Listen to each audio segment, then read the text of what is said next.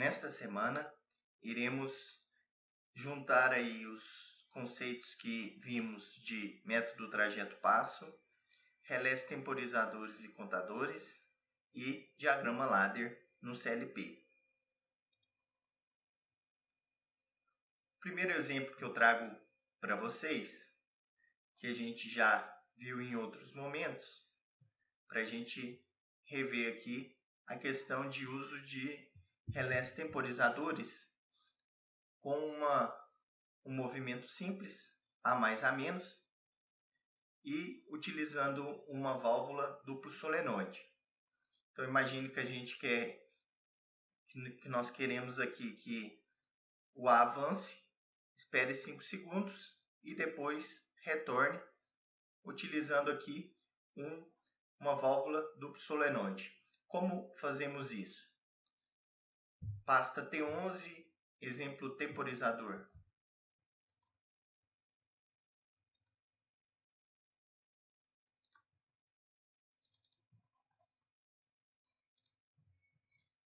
Bem, nesse caso não tem muito segredo. Na condição inicial, um S1 está sendo acionado, mandando o A avançar. O A avança, aciona um S2 que dispara o temporizador.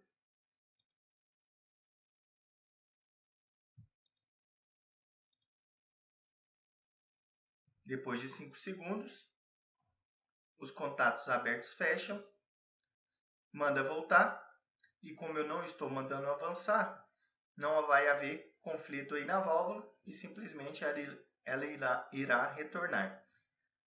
Assim que ela começar a retornar,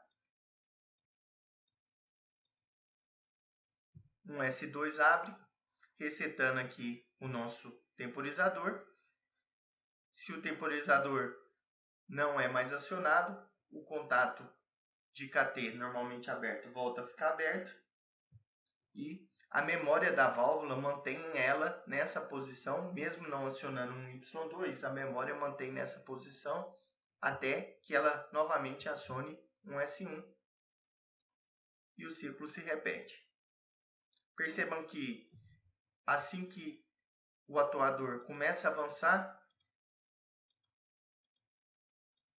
a gente para de acionar um S1, porém a válvula mantém nessa posição também pela ação da memória, na qual ela vai ficar nessa posição até que eu acione um Y2. 5 segundos, manda voltar, avança, 5 segundos, manda voltar, portanto aí funcionando corretamente. O princípio básico aqui é um S1 manda avançar, um S2 dispara o temporizador e o temporizador manda voltar. Simples assim. Uma outra possibilidade para incluirmos aqui o temporizador era em um caso que temos o retorno por mola. Temos aí no trajeto passo que em vários momentos a nossa solução irá ser otimizada, incluindo para o retorno a mola e assim simplificando as nossas ligações elétricas. No caso que eu tenha uma mola e eu queira incluir o temporizador entre o movimento de avanço e retorno, como fica então essa questão do temporizador no método trajeto-passo? Bem, poderia pensar de maneira ainda intuitiva que eu bastaria incluir aqui um contato aberto do temporizador. Então, para avançar, precisa estar recuado. E como esse contato aqui é normalmente fechado, ele avançaria. Quando desse um S2, dispararia o temporizador. Depois de 5 segundos, esse contato fechado abre, para de passar corrente e manda voltar. Seria uma solução que às vezes alguém poderia imaginar. Porém, essa solução não funciona. Por que ela não funciona? Pelo fato da válvula com mola não ter a memória. E assim que um S1 mandar avançar e o atuador começar a avançar, esse contato já vai abrir. Esse contato abrindo, a mola já manda voltar. Portanto, o avanço ele é interrompido assim que o contato 1S1 deixa de ser acionado. Visto que a válvula não tem memória, a mola já vai empurrar para essa posição em que o atuador retorna assim que ele começar a sair. Pasta T11, temporizador 2. Então, perceba que o atuador não chega ao final. Porque assim que ele começa a sair, um S1 já abre e a mola já empurra para a posição de retorno. Aqui a gente ainda vê o atuador deslocando um certo deslocamento aqui, ó, que não é nulo, né, que nós temos aqui no FluidSim uma certa inércia aqui do movimento, até ele cortar a corrente 1S1, a mola empurrar e o atuador voltar. E durante o FluidSim aqui no seu funcionamento passo por passo, né, acaba que permite que o atuador desloque um pouco. Porém, na prática, assim que saísse, esses movimentos aqui ocorreriam praticamente de maneira simultânea, a mola já simultaneamente já mandaria voltar, então o deslocamento seria menor ainda do que esse que a gente está visualmente percebendo aqui no FluidSim. Portanto, essa solução não funciona. Assim que o atuador começa a sair, o contato 1S1 abre, para de mandar avançar, e como não tem memória, a mola já manda voltar. Então, percebam, nem chega a acionar um S2, ó. Portanto, solução incorreta. Então, como que seria aí uma maneira da gente incluir esse temporizador numa solução otimizada com mola? Novamente, a gente vai precisar de recorrer aí aos selos elétricos, certo? Vamos ver aqui então que a solução correta para mais a menos utilizando retorno por mola e esperando 5 segundos entre o avanço e o retorno requer aqui o uso de um selo. Podemos ir aqui na pasta T6, circuito 7A e 7B. Se vocês abrirem esse exemplo, que está lá na semana 4, o que a gente vai encontrar?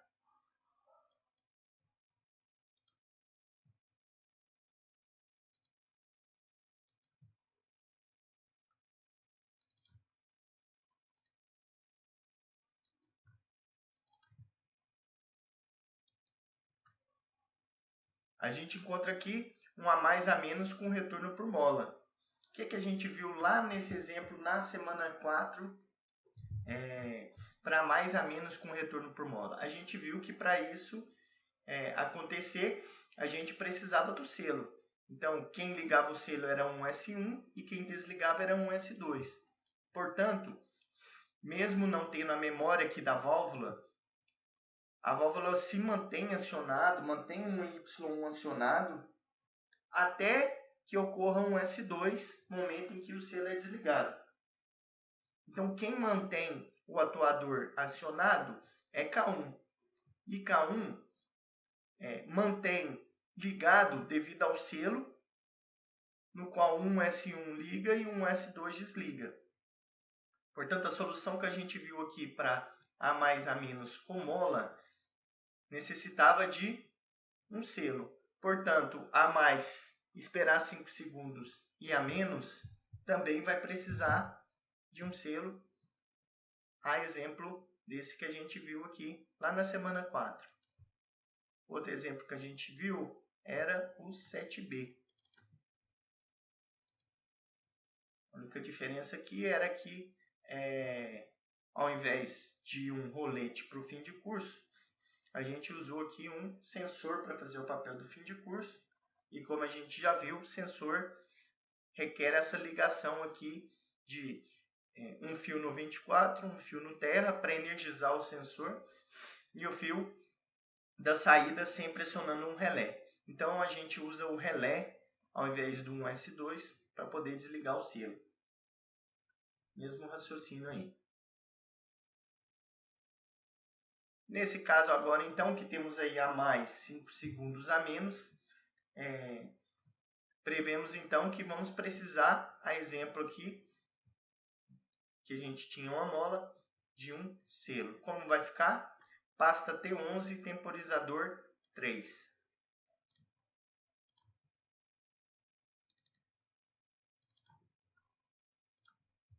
Então, o que a gente tem aqui? Novamente um selo mandando o A avançar. Porém, nesse caso aqui, quem vai desligar o selo, ao invés de ser o K2, como vimos aqui, ó, o sensor acionava K2 e K2 desligava o selo. Nesse nosso caso aqui agora, nós temos um S2 acionando o KT e o KT desligando o selo. Então, bem semelhante aqui ao exemplo que a gente tinha um sensor, um S1 ligava o selo, mandava avançar, o selo se mantém energizado mesmo durante o avanço, mesmo depois que o A começa a avançar e desliga aqui, o próprio selo mantém K1 energizado, mantendo o avanço, cumprindo aí o papel do selo. Quando chegava no final, um S2 acionava K2 e K2 desligava. Neste caso aqui, um S2 aciona KT e o KT vai desligar o selo. Então, na condição inicial, um S1 liga o selo, acionando o selo, K1 manda avançar. Mesmo depois que o A começa a avançar e que um S1 para de ser acionado, o próprio selo mantém K1 energizado e mantém o Y1 avançando. Até que ocorra um S2. Nesse caso, um S2 então vai acionar KT. E depois de 5 segundos,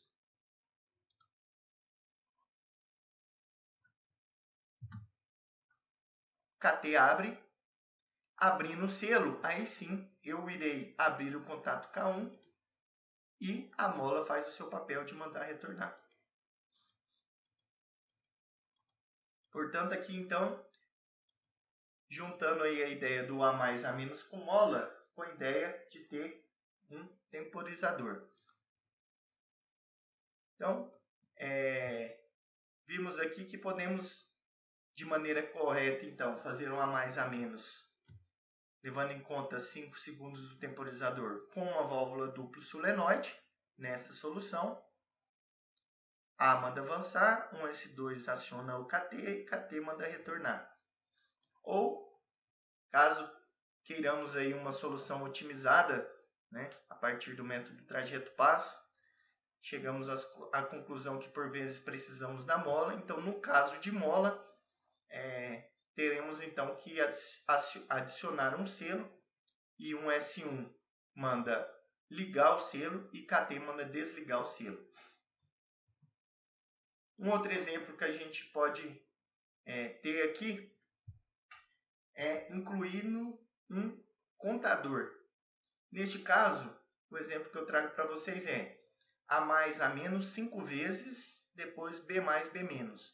Ou seja, digamos um exemplo como esse aqui, ó, A mais A menos, A mais A menos, A mais A menos, A mais A menos, A mais A menos, B mais B menos. Poderíamos pensar que isso aqui, no caso, é um processo de furação, em que o atuador contém ali na sua extremidade o elemento que vai, né, fazer a furação. Então ele avança e recua aí 5 vezes. E depois imaginamos, por exemplo, que B mais e B menos é um outro atuador que vai retirar a peça debaixo aí do processo de furação. Então, por exemplo, uma sequência que leva em consideração algo que se repete várias vezes. Se formos pensar isso aqui conforme o método trajeto-passo, que a gente já viu, e o método cascata, que requer aí a divisão por setores, o que a gente teria? Teríamos aqui 10 setores diferentes, o que resultaria aí na necessidade de 9 relés diferentes. Portanto, se tornaria uma solução bem complexa para ser resolvida da maneira como a gente tem visto. Então, qual que é a solução aqui? Proponho para vocês, então, pensarmos um pouco diferente, que seria o quê? Separar A mais A menos com o contador, de B mais B menos. Então, pensarmos isso aqui como se fosse dois problemas diferentes, A mais e A menos, aqui essas 5 vezes como um circuito, B mais B menos como outro circuito, e depois, de maneira intuitiva, aí, podemos unir esses dois circuitos. Certo? Como que ficaria isso então? Seria então uma solução mista, aí, né? Envolvendo um pouco do método trajeto passo e um pouco do método intuitivo. Como que seria essa solução? Vamos ver aqui. Primeiro, analisando A mais A menos 5 vezes. Utilizando aqui o método trajeto passo, vamos ignorar a questão dos 5 vezes e vamos pensar só o A mais A menos. Como que fica o A mais A menos sendo analisado aqui via método trajeto passo? A gente já sabe, né, como fazer A mais A menos utilizando mola, a gente acabou de ver aqui. Temos aqui A mais A menos, né, que a gente viu lá na semana 4, ainda de maneira intuitiva. Porém, se pensarmos utilizando o método trajeto passo, vamos ver aqui que a solução é exatamente a mesma. Ó. K1 acionando um Y1. Então, K1 acionando um Y1. E temos aqui um selo. Um S1 manda avançar, ligar o selo, e um S2 manda desligar o selo. Né? Então, a mesma solução aqui, a gente poderia pensar utilizando o método trajeto passo. Como que ficaria? A mais A menos, toda vez que está recuado, aciona aqui um S1, toda vez que avançar, aciona um S2, certo? Podemos pensar o primeiro setor com K1 aberto, o segundo setor com K1 fechado. Do aberto para o fechado, a gente tem que desligar o selo, e do fechado para o aberto, a gente tem que ligar o selo. Portanto, um S1 liga e um S2 desliga. A mais, então, no trecho que mantém avançando ou avançado, seria então aqui, e A menos seria esse trecho aqui. Se a gente for ver então, A mais é exatamente igual a K1 aberto. Se A mais é igual a K1 aberto, o retorno é por mola e K1 aberto aciona A mais. Portanto, o que eu mostro aqui para vocês é que o método trajeto passo, o método intuitivo, né, tem que, por vezes, trazer aí a mesma solução. Então, independente da maneira como a gente pensa, a solução encontrada aqui, a mais otimizada possível, é essa, utilizando um selo e fazendo A mais A menos com mola.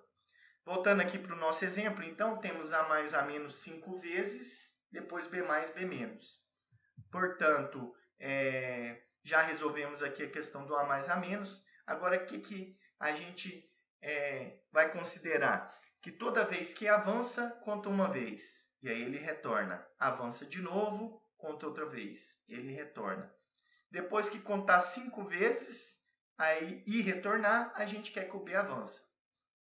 Novamente, o que nós temos aqui? Avança, conta uma vez, ele retorna. Avança de novo, conta outra vez, ele retorna. Depois que contar 5 vezes e o A retornar, o B avança. Então, quem que vai contar? Quando o A avança. Então, um S2 conta, aciona um relé contador. Então, toda vez que A avança, um S2 conta, ou seja, aciona KC. Ao contar 5 vezes e o A retornar, o B avança. Portanto, ao contar 5 vezes, o KC vai fechar e A retornar, ou seja, um S1, o B avança. Portanto, novamente o raciocínio, A avança, conta. Portanto, um S2 aciona KC. A retorna. A avança de novo, conta, A retorna. Quando A contar 5 vezes e retornar, o B avança. Portanto, A avança, conta. Toda vez que contar, aciona KC. Quando der 5 vezes, contato KC vai fechar e o A retornar, ou seja, um S1, o B avança. Portanto, um S1 e KC, o B avança. Certo? Aqui sendo resolvido, então, de maneira intuitiva. A avança, aciona KC, deu 5 vezes, contato KC fecha, o A retornou e contou 5 vezes, o B avança. Ok? Até aqui, pessoal. Seguindo aqui o raciocínio, nós precisamos resetar o nosso contador. Esse fiozinho que tem aqui, ó, essa conexão que tem aqui no nosso FluidSim, se vocês já perceberam, temos aqui no nosso relé contador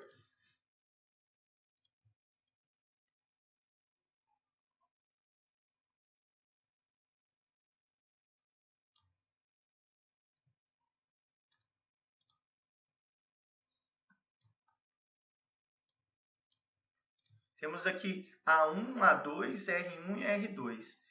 Não sei se vocês já perceberam o que seria então o R1 e o R2. O A2 e o R2 são conexões que sempre vão para o terra.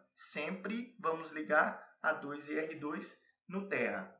Qual que é a diferença de A1 e R1? A1 é quem conta e R1 é quem reseta o contador.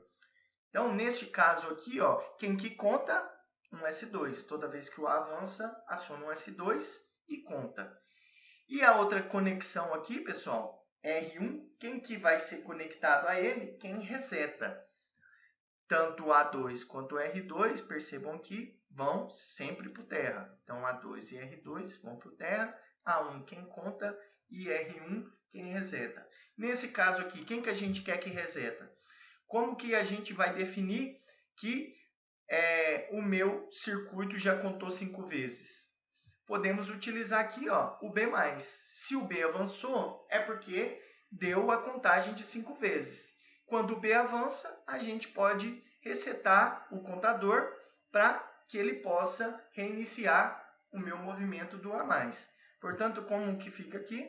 Um S2 que a gente já tinha aqui, conta, e 2S2, quando o B avançar, reseta.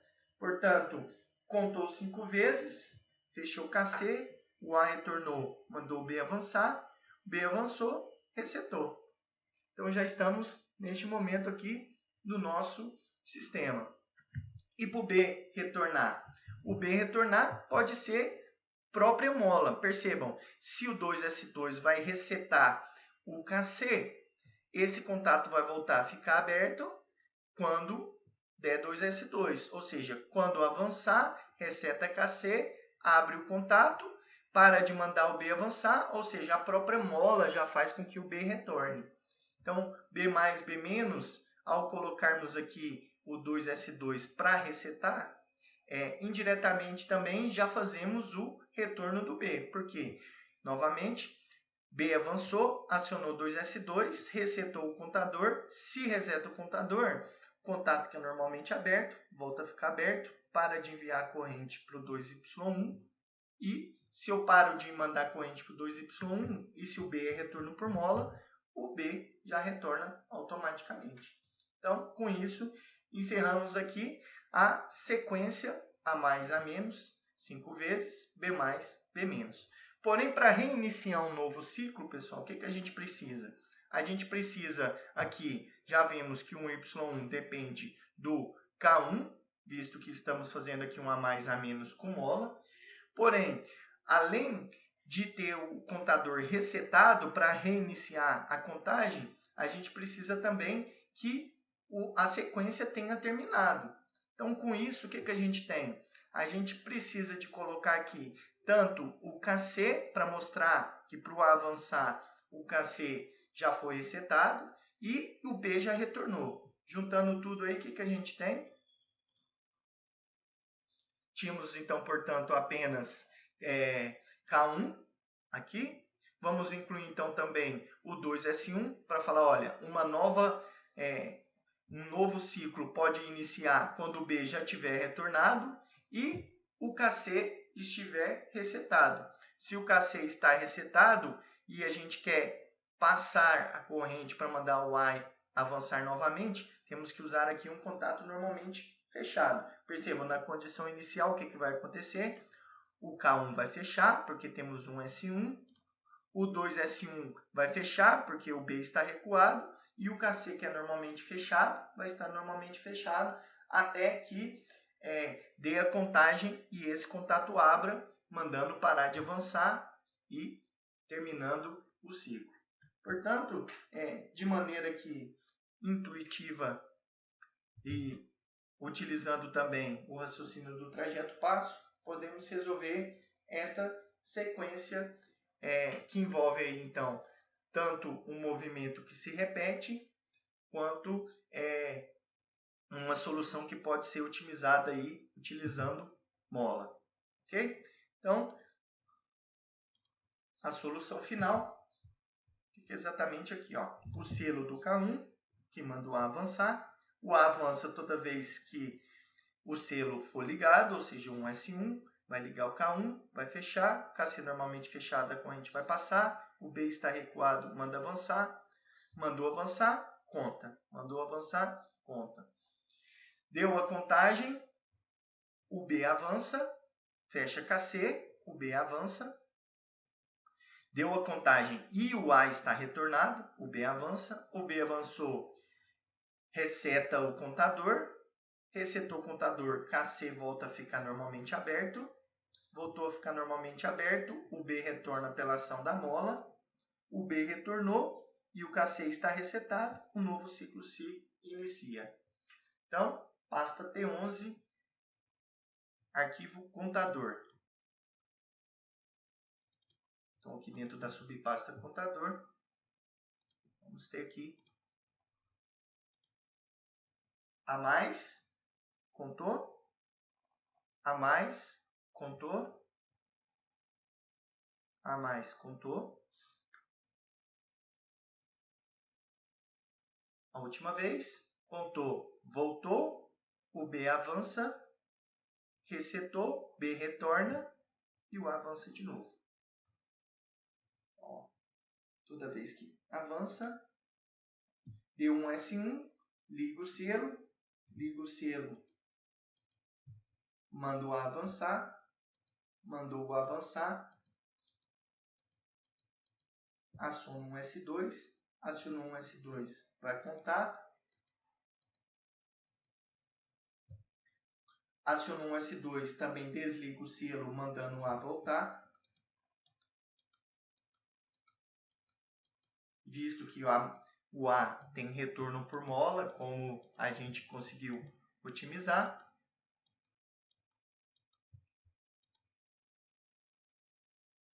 Contou aqui a última vez. E, olha, percebam, assim que der a contagem, KC já fecha. Então, contou 5 vezes, esperou o A voltar. Percebam, quando o A voltou, manda o B avançar. O B vai avançar e vai acionar 2S2, que vai resetar o meu contador. Resetou o contador, contato que é normalmente aberto volta a ficar aberto e contato que é normalmente fechado volta a ficar fechado. Portanto, eu mando o B voltar, visto que se eu não aciono mais 2Y1, a mola aqui vai mandar o B voltar. O B voltou, aciona 2S1. Assim que acionar 2S1, eu já mando A avançar de novo, reiniciando o ciclo. Portanto, temos aí uma solução mista com trajeto passo e alguns detalhes sendo feitos intuitivamente. Com isso, a gente inclui aí tanto relés contadores quanto temporizadores no meio da nossa solução, mantendo a otimização das válvulas com retorno por mola. Então percebam, aqui temos uma solução com contador e retorno por mola, e vimos aqui anteriormente uma solução com retorno por mola e temporizador. Ou seja, o temporizador e o contador não inviabilizam as nossas otimizações feitas com o método trajeto passo. Ok? Então, na sequência aqui, vamos para mais um exemplo. Vou trazer agora um enunciado aqui para poder ilustrar o nosso problema, no qual diz o seguinte: peças fundidas devem ser submetidas em suas extremidades a jatos de areia. As peças são colocadas manualmente no dispositivo de fixação, ou seja, eu venho aqui, coloco uma peça manualmente nessa posição, e fixadas pelo cilindro A. Então, depois que eu coloco a peça aqui, o atuador A avança e prende a peça nessa extremidade. Depois disso, o cilindro B abre. Então, eu tenho aqui um cilindro B que vai abrir o meu jateador por um tempo de 5 segundos. Ou seja, o B abre o meu jateador, espera 5 segundos. Depois desse tempo, o B fecha, ou seja, o B retorna aqui fechando o nosso jateador. E o cilindro C desloca o jateador a outra posição de trabalho. Então, depois de 5 segundos, o cilindro C aqui vai avançar para jatear tanto um lado quanto o outro da peça. Essa operação ela se repete, né? E depois de efetuar essa operação novamente, a haste de C retorna à sua posição inicial e o cilindro A também retorna soltando a peça. Portanto, a primeira etapa, quando a gente tem um problema ilustrado sem necessariamente contar para a gente aí a sequência do movimento, a primeira etapa, então, é traduzir o texto, né, interpretar aqui o funcionamento do sistema em uma sequência na qual a gente irá, então, aplicar as nossas metodologias. Então, por vezes e naturalmente, o que nós temos é isso aqui, ó. Em um problema real, nós não temos uma sequência dada diretamente. Né? Num problema real, nós temos algo a ser resolvido, geralmente dados pelos, digamos, requisitos do projeto, né? Os requisitos do cliente aí que está necessitando da automação do sistema dele. Então, a primeira etapa é traduzir, interpretar o problema, convertendo ele numa sequência.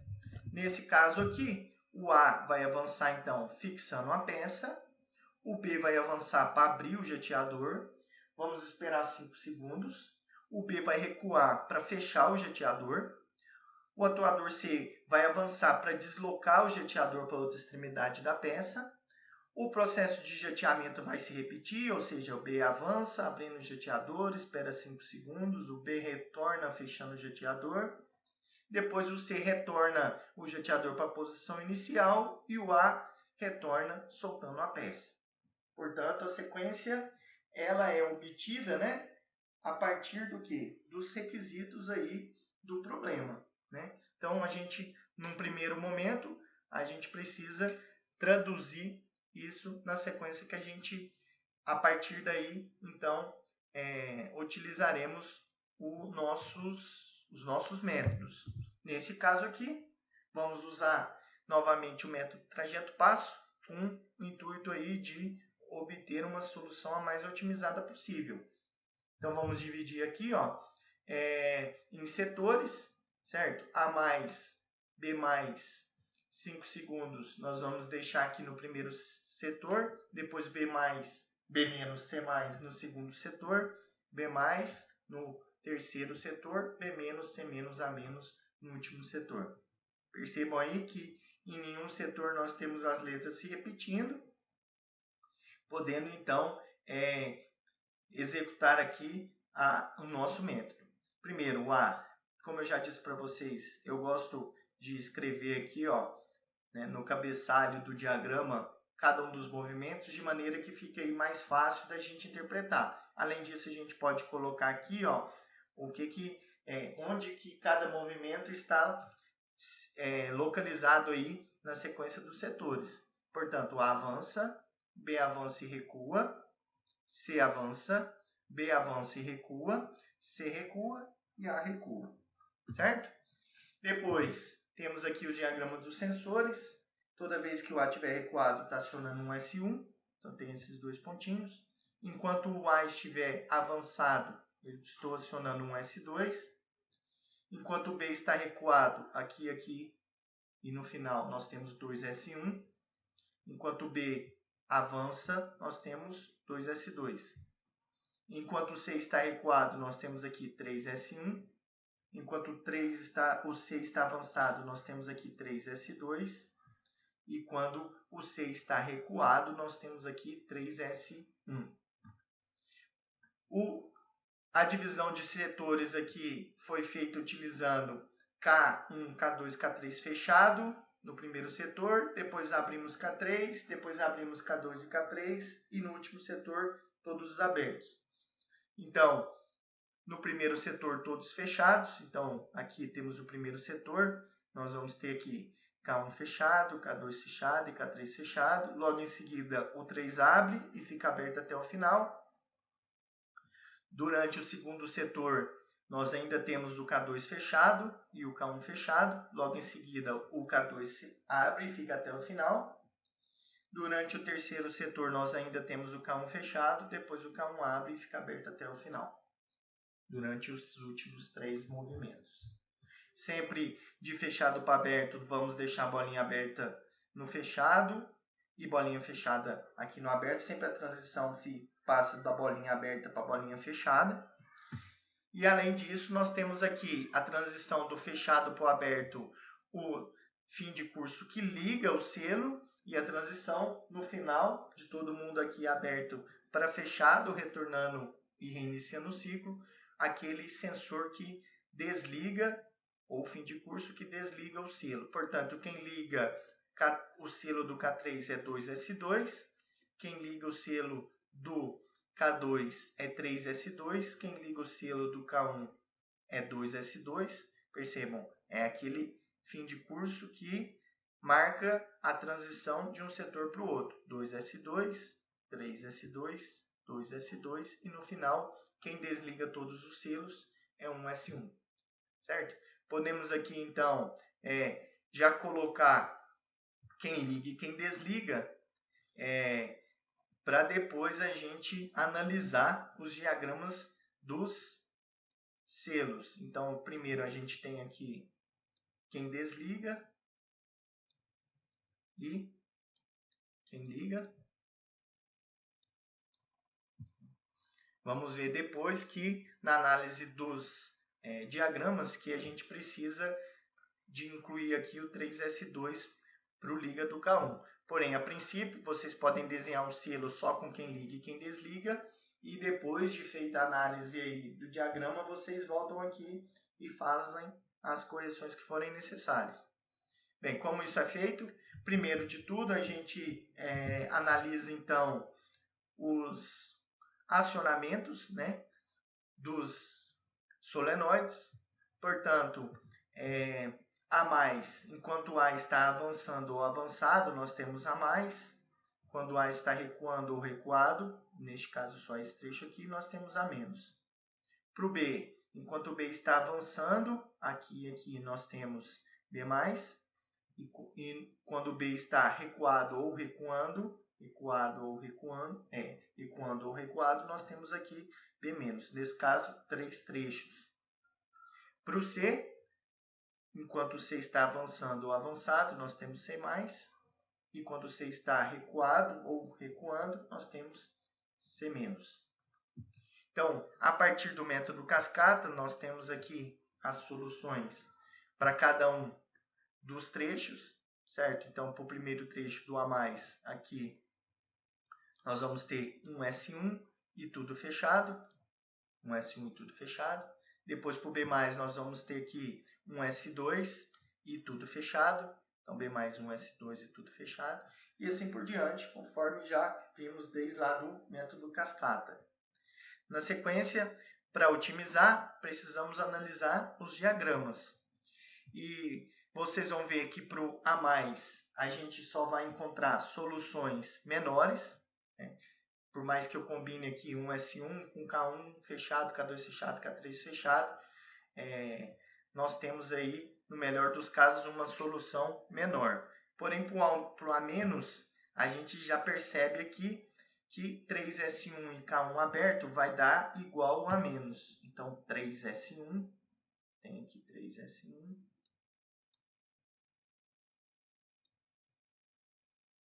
E K1 aberto.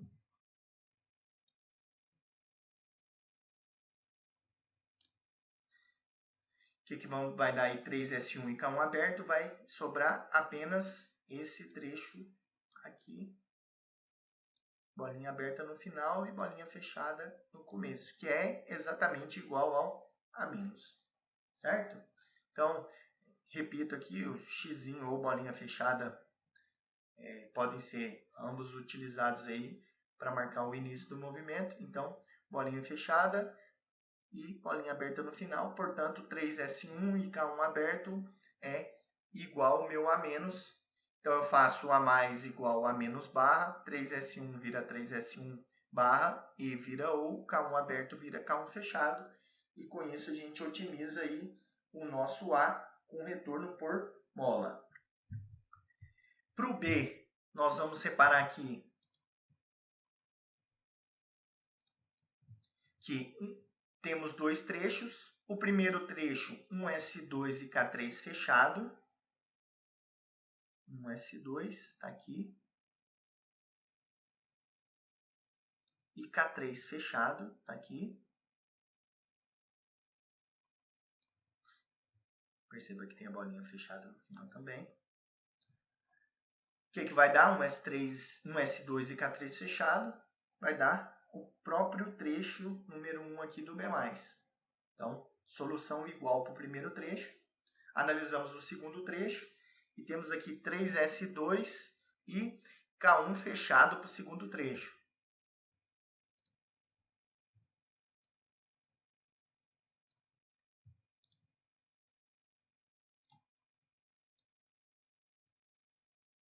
S2 e K1 fechado.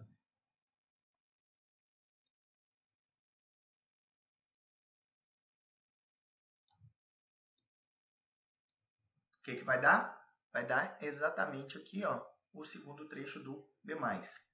Portanto, solução igual. Aqui vem o detalhe, pessoal. Teríamos, então, um B+ igual, consequentemente, um B com retorno por mola. Porém, o que a gente tem aqui? Ó? Então, seria um B+, B- com retorno por mola, com 5 segundos entre o B+ e o B-, que é exatamente o problema que a gente viu aí no início dessa videoaula. Certo? Como que a gente faz um B+, 5 segundos, B-, utilizando válvulas ou duplo solenoide ou retorno por mola? Bem, temos aí, recordando aqui, as duas possibilidades. Tornando aqui, ó.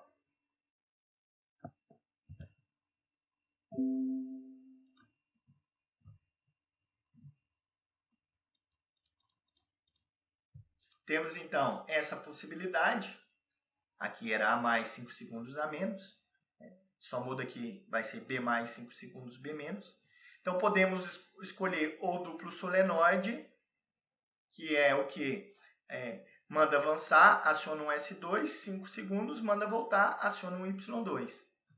Ou B mais B menos, utilizando mola, que foi essa solução aqui, que tinha um selo. B mais B menos com 5 segundos. Então, eu poderia também fazer utilizando um selo. Portanto, este problema que nós temos aqui cai exatamente nessa situação.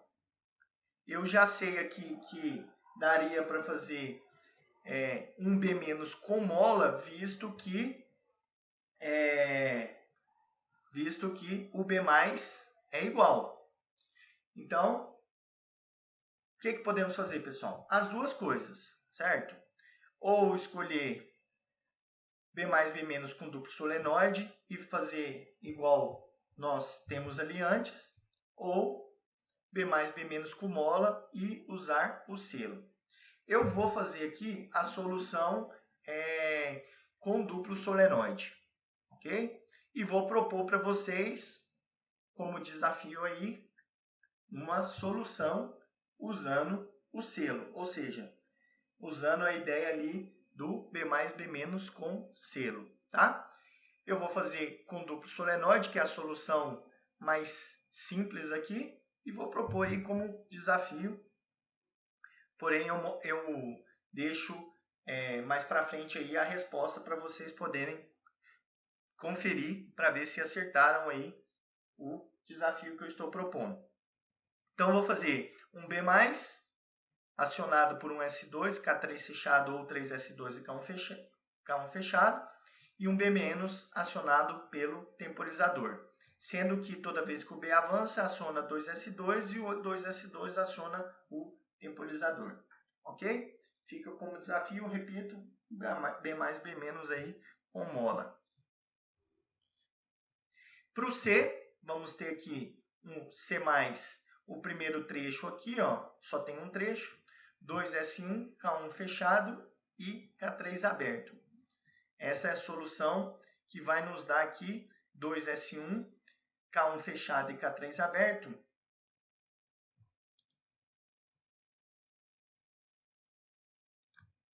S1 e K1 fechado, percebam que vai dar isso aqui. Comparando 2S1 com K1 fechado, vai me dar esse aqui e vai me dar o pontinho no final. 2S1 e K1 fechado vai me dar isso aqui. Se eu fizer essa resposta e K3 aberto, aqui está aberto. Então, some com esse pontinho e fica só esse trecho aqui. Se eu comparar com C+, inicia junto, porém é menor. Sendo menor, preciso olhar o C-. O C- eu tenho dois trechos. O primeiro trecho eu vou ter aqui 2S1 e K1 aberto. Comparando 2S1 e K1 aberto,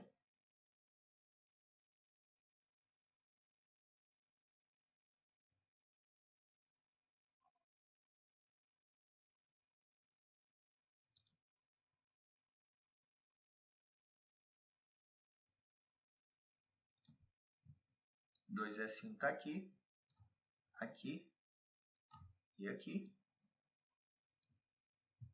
K1 aberto está aqui.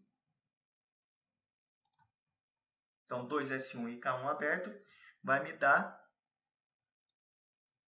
aqui fechado, aqui fechado, aqui fechado e aqui aberto. Então, 2S1 e K1 aberto vai me dar esse trecho aqui. E K3 fechado vai me dar uma solução menor que esse trecho. Percebam, ambas as soluções são menores. Por quê? Porque aqui, ó, me deu, inicia junto. Por que é menor? Porque aqui é bolinha aberta e aqui é bolinha fechada. Certo?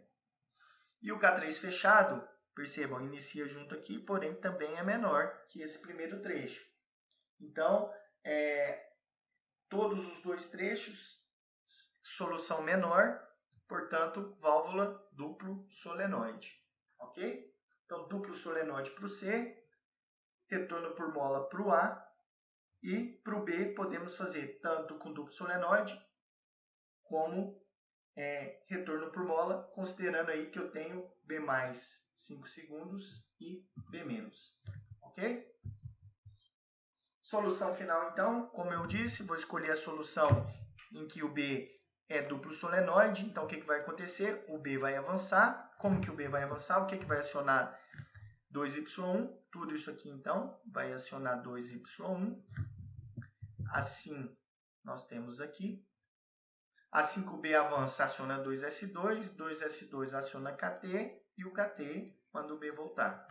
Da mesma forma como nós tínhamos lá em B+, B- com a mais 5 segundos a menos com duplo solenoide. Percebam que é a mesma ideia, apenas mudando aqui para o atuador B e levando em consideração a solução que a gente encontrou para o B+. Ok? Novamente fica aí como desafio o raciocínio aí visto no exercício anterior a mais 5 segundos a menos, que está na pasta T11, temporizador 3, escrever aí para um B com retorno por mola. Ok, pessoal? Eu conto a resposta logo a seguir aqui. Eu vou mostrar para vocês onde que vocês encontram a resposta do desafio.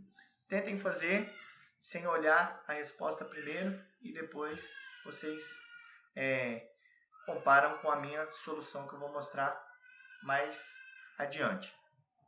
Além disso, então, temos aqui o circuito pneumático e elétrico. Percebam que para o atuador A eu escolhi ainda uma solução com válvula 3 vias e atuador simples ação. Poderia ser feito com válvula 5 vias e atuador dupla ação. Por que nesse caso aqui eu escolhi atuador simples ação e válvula 3 vias? Porque esse exemplo aqui eu vou mostrar para vocês na próxima videoaula aí, ele montado na nossa bancada. E na nossa bancada nós temos 2 atuadores dupla ação e um atuador simples ação. Nós não temos 3 atuadores dupla ação. Porém, isso não é problema. Já vimos, eu já mostrei para vocês que eu posso substituir uma válvula dupla ação por uma simples ação, apenas mudando a válvula de 5 vias para 3 vias. Repito, isso não é considerado uma otimização, nós já falamos sobre isso lá atrás. É apenas uma escolha. E que no caso aqui eu estou fazendo visto a disponibilidade dos atuadores lá na bancada. Ok? Então, a fim de montar na bancada, nós vamos utilizar um CLP, até mesmo porque, como já discutimos também anteriormente, percebam o tamanho desse circuito, a quantidade de ligações elétricas que seria necessário a gente fazer.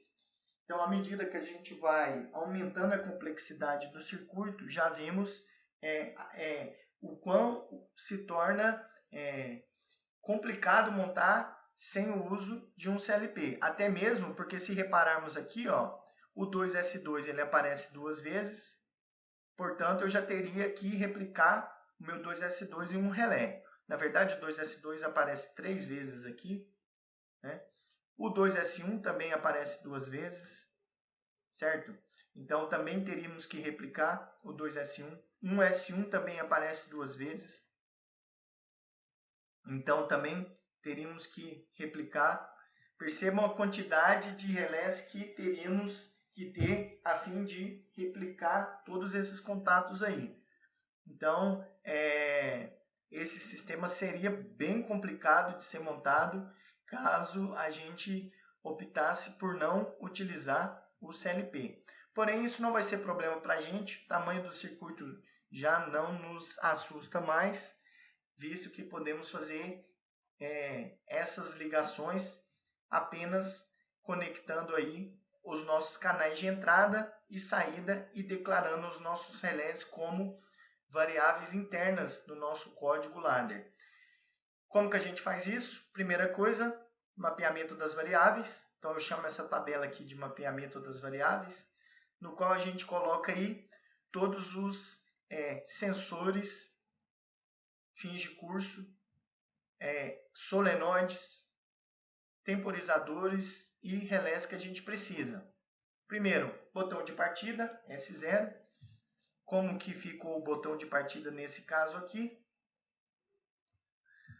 Temos aqui Y1, que é um avanço, então fica em série aberto. 2Y, que é avanço, então fica em série aberto.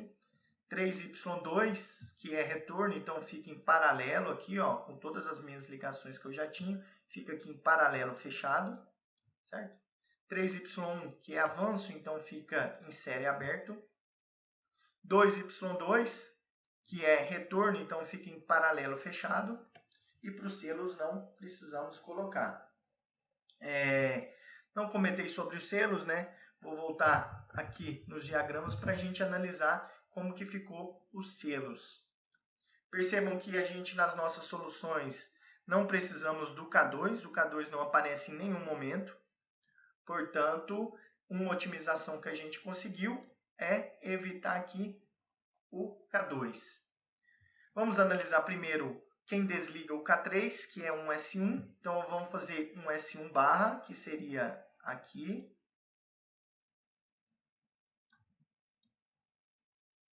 Vou comparar um S1 barra com K3 fechado. Bolinha aberta coincide com K3 fechado, bolinha aberta coincide com K3 fechado. Portanto, o desliga do K3 está ok. Logo em seguida, a gente faz 2S2 e um S1 barra. Então, tenho que fazer aqui, ó, 2S2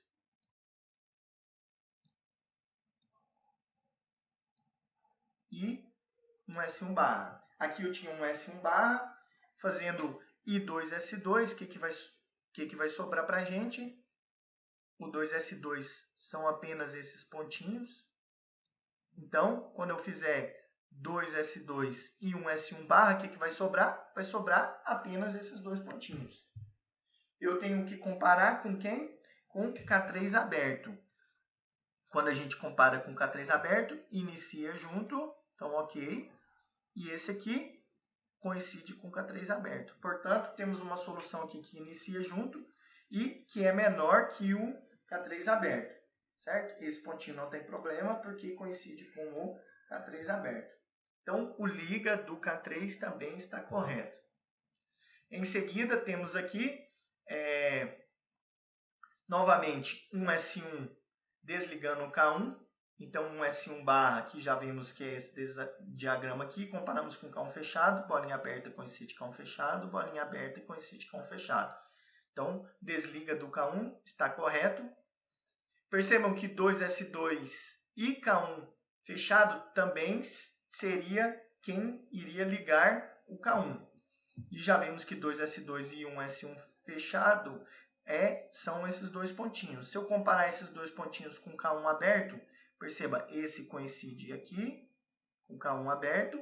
Então, ok. Porém, esse pontinho aqui, ó, ele não coincide com K1 aberto. Então, precisamos eliminar ele. Como que resolvemos o problema do liga? É só associar algo aqui, que pode ser outro sensor ou outro relé, contando que não seja o próprio K1 e que, de preferência, não seja o K2, porque já otimizamos, então não precisaríamos do K2. Então, vamos pensar ou o K3 ou algum sensor para poder associar aqui em série com liga. Neste caso, 3S2, que está aqui, ó.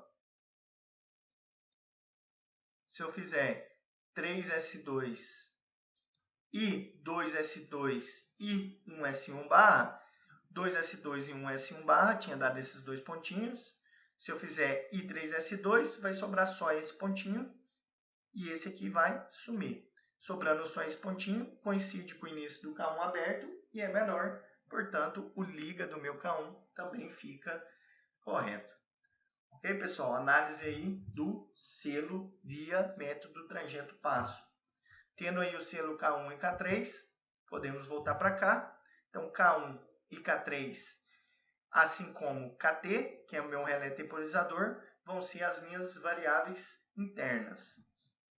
Quem vão ser as minhas entradas e quem vão ser as minhas saídas? As minhas entradas, então, primeiro, botão de partida.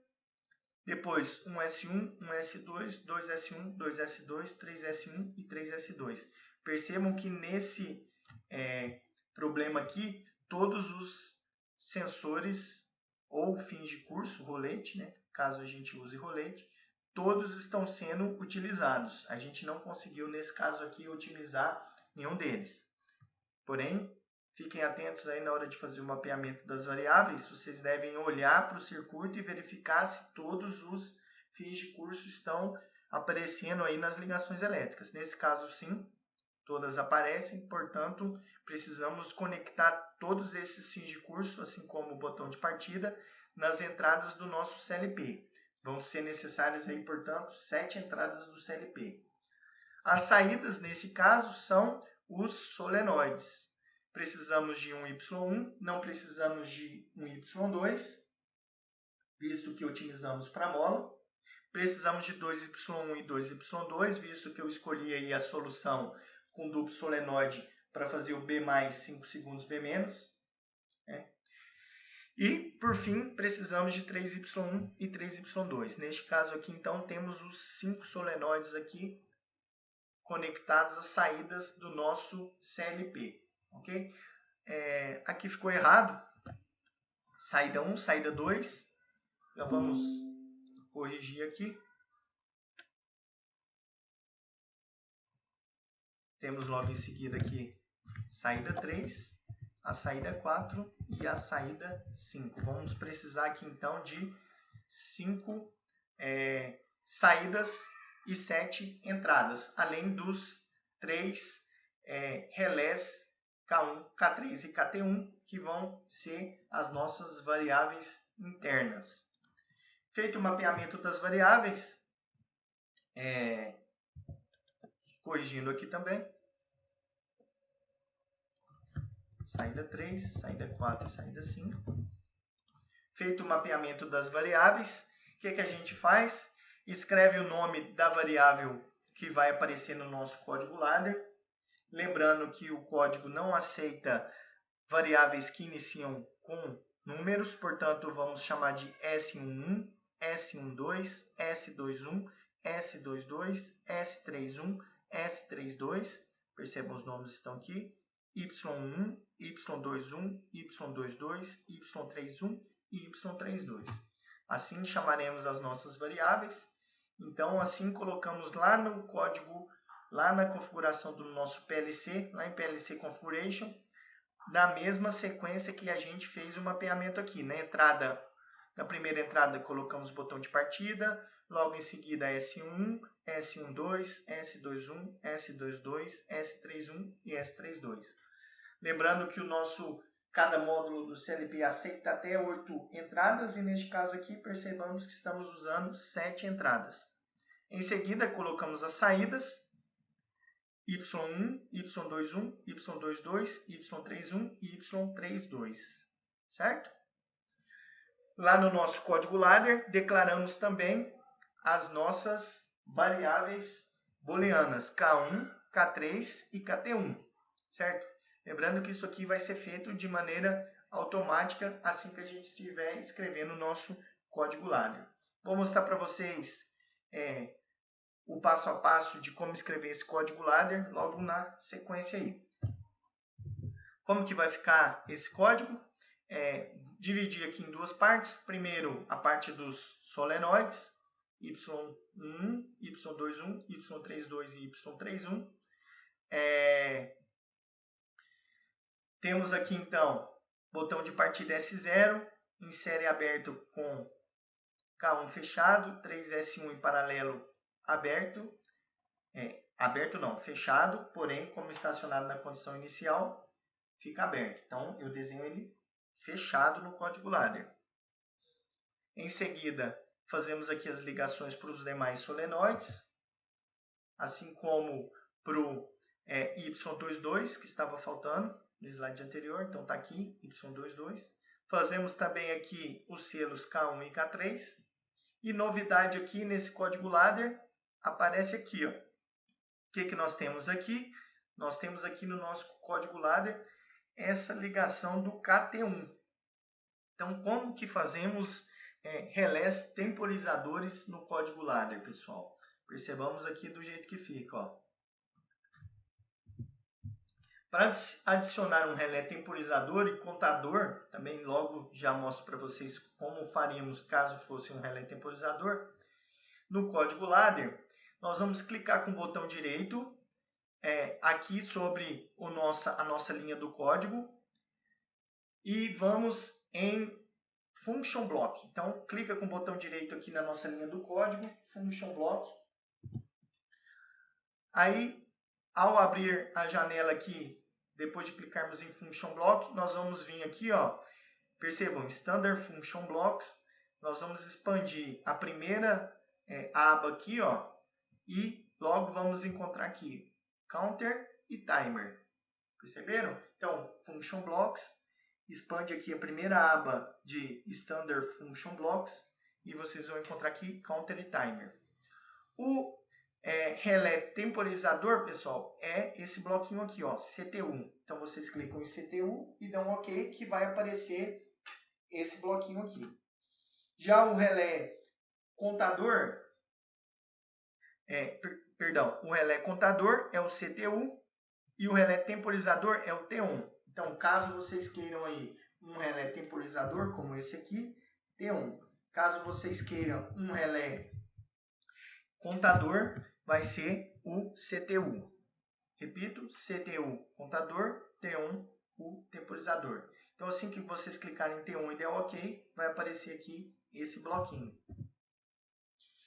Além disso, vocês precisam configurar o bloquinho. Assim que ele aparecer, o que vocês precisam ligar aqui? Ó? Percebam, quem que aciona o nosso temporizador não era 2S2? Então, vocês vão colocar aqui, ó, a chavinha aberta S22, correspondente ao sensor 2S2. E vão colocar aqui, ó, em PT, vocês vão colocar o tempo que vocês querem temporizar antes de acionar o relé KT1. Então, para acionar KT1, precisa ter S22 e passar em quanto tempo? Nesse caso aqui, ó, 5 segundos. Como que vocês escrevem isso aqui no código ladder? Coloca T maiúsculo, hashtag 5S. E aqui em que vocês ligam lá em KT1 e depois os contatos do relé vocês chamam de KT1, certo? Então, adiciona o bloquinho lá em T1, dá um OK. Assim que vocês adicionarem, vocês podem vir aqui, ó, e dar um nome para o bloquinho, o nome que vocês quiserem. Nesse caso eu chamei de Timer 1. Liga aqui quem aciona o temporizador, o tempo que vocês querem que temporiza e aqui na frente o próprio relé KT1. Os contatos do relé KT1, vocês dão um nome conforme a gente já está acostumado, ok? Já em caso do relé contador, como eu disse, vocês vão vir aqui em CTU, dar um OK e vai aparecer um bloquinho como esse aqui. No caso do contador, vocês têm aqui, ó, quem conta e quem reseta, assim como eu mostrei para vocês lá no FluidSync. Sempre temos ali aquela ligação do A1 e do R1 lá no FluidSync, que eu mostrei para vocês ainda nessa videoaula, logo no início. Aqui vocês têm, então, quem conta, que nesse exemplo aqui, no nosso problema nós não temos relé contador, porém, caso tivéssemos, faremos dessa maneira aqui, ó. Quem conta, quem reseta, né? E a quantidade que a gente quer que conta. E a saída ligando no relé, que nesse caso aqui eu estou chamando de conte. Os contatos do relé vocês vão chamar aí com o mesmo nome que vocês colocarem aqui. Assim como os contatos do relé temporizador, vocês vão colocar com o mesmo nome que vocês colocarem aqui na frente. Ok, pessoal? Com isso, então, a gente viu aí como projetar circuitos com contador e temporizador e como incluí-los no nosso código ladder.